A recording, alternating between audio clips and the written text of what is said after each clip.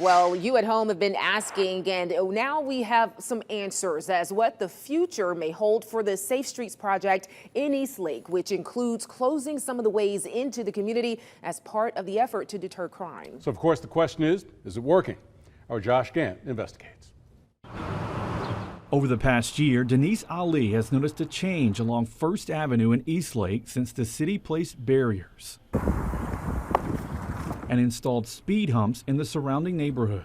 Ali is the owner of Ali Bomb House of Hemp. As far as like the impact and what they're doing, I noticed. Ali grew up in Eastlake and lives here. She wasn't a big fan of the barriers at first, but she got used to them. She believes they are making a difference. You see less walkers, you see less activity. As far as like crime and impact and seeing people drive up and down your streets flying and selling drugs, we don't see that. You didn't know if someone was going to come through just shooting up randomly. In January, before City Council voted to extend the project indefinitely, they heard from longtime neighbors like Brenda Jones, who praised the barriers, saying before they were put up, she didn't feel safe going in her backyard. I'm in favor of it, of course, because I'm like, if this will stop them from, you know, they have this easy way out. You see what I mean? This easy way out.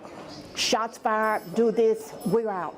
But now, so I'm so thankful. People who have 3, 4 different houses. Not everyone is a fan of the barriers. I'd like to see the barricades go away, and we start looking at the real problem. Eastlake Neighborhood President Robert Walker says the barriers don't fit the neighborhood. He believes the bigger safety issue is people who are up to no good and live in rental properties in Eastlake. When you have a property owner that continuously rent to a drug dealer or somebody with bad character, obviously those are the kind of people what they're going after. So what we have to do is make the homeowners, the property owners, more responsible about who they put into these properties. The Safer Streets initiative got underway in July 2024 as a pilot program. Last month at an Eastlake neighborhood safety meeting, the city released numbers they say show crime is going down. Officials say since the project started, nearly 160 people have been arrested, more than 1,000 traffic citations given out, a number of guns, including Glocks with switches taken off the streets. The city says numerous stolen vehicles were recovered as well.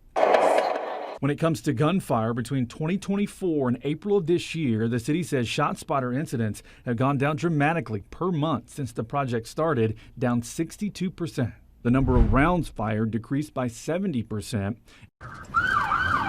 And there's been a 20% decrease in calls for service, according to the city. Given everything that you know about this project and that it has been ongoing, do you think it's working?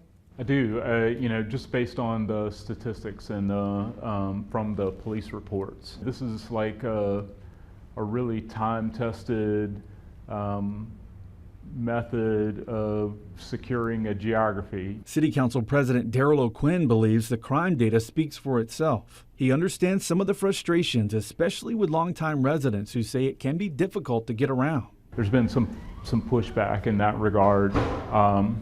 But that's just, you know, an adaptation issue. Our concern, you know, is primarily about public safety and quality of life.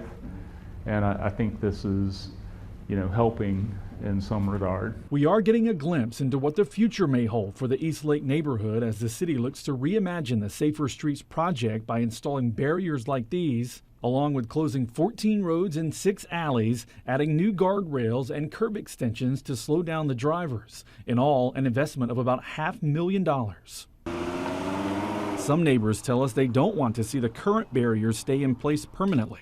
I feel like long term there should be some type of plan within, which I do feel like they did. They've locked a lot of the crime houses down. They've cleared out a lot of those trashy lots. And they've killed some of the activity in the community that they did not like. So that's what I mean. As long as they're working through while they're there, yes, but keeping the barricades there is insane.